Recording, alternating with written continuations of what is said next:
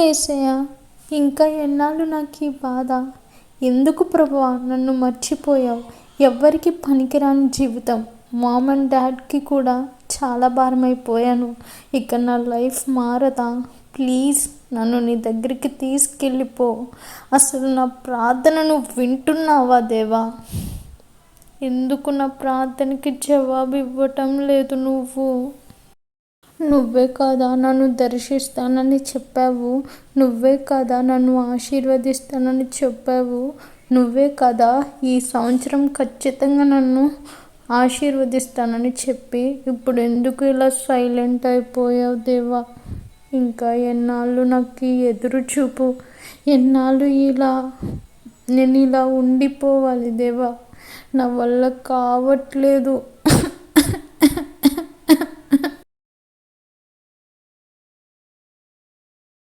అసలు మన సాషాకి ఏమైంది? ఎప్పుడు చూసినా రూమ్లోనే ఉండిపోతుంది. అరే కనీసం బయటకు కూడా రావడం లేదు. ఏమైంది సమీరా? అయ్యో, ఏమని చెప్పనండి మీకు.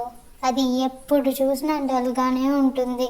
అయితే అది ప్రార్థన గుక్కబట్టి ఏడుస్తుంది, లేదా అలసిపోయి నిద్రపోతుంది.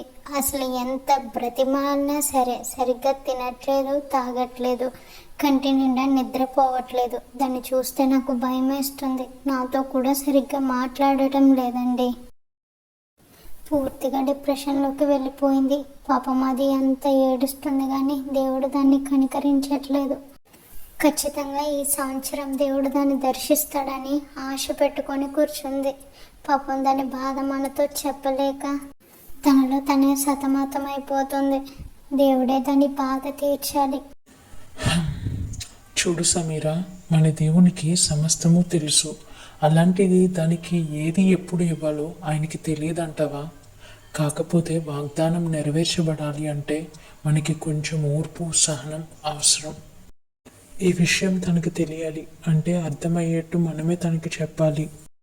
నేను దానితో మాట్లాడి అలసిపోయానండి. ఇక నా వల్ల కాదు.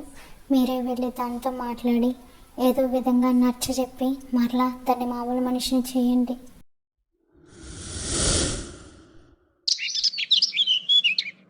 ఏంటాడు మీరు ఇలా వచ్చారు? నా సంగతి తర్వాత కానీ నువ్వేంటి అసలు రూమ్ బయటికి రావడం లేదు? ఏమైంది బేబీ నీకు? Is everything okay darling? ఎస్టర్ అంతా ఓకే, బట్ ఎందుకు బయటికి రావాలి అని అనిపించడం లేదు. చూడు సాషా, చెప్తున్నానని తప్పుగా అనుకోకు. నువ్వు చూడలేకపోతున్నావు అంటే దాని అర్థం యేసయ్య నీ కోసం ఏం చేయటం లేదు అని కాదు. గ్రేట్ థింగ్స్ టేక్స్ టైమ్స్ రా. God is on your work. Just trust his timing. ఆయన ఖచ్చితంగా నీ కోసం ఒక మేలు చేయడానికి సిద్ధంగానే ఉన్నారు. మేబీ ఇంకొంచెం టైం పట్టొచ్చేమో. ఇంకా నాకు ఓపిక లేదు డాడీ. సరే కానీ సాషా, నాది ఒక చిన్న సజెషన్. వీలైతే రేపటి నుండి ఎర్లీ మార్నింగ్ లేచి వాకింగ్కి వెళ్ళు. నీకు కాస్త మైండ్ రిలాక్సింగ్గా, రిఫ్రెషింగ్గా ఉంటుంది. ఏమంటావు? సరే daddy.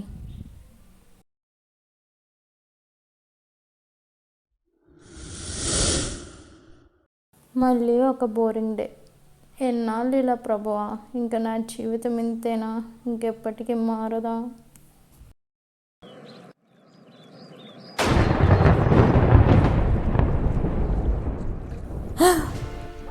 Hi Sasha, do you miss me? ఎస్ఐయా, నువ్వేనా అది? నేనే. నాతో వస్తావా? అసలు నువ్వు నన్ను అడగాల?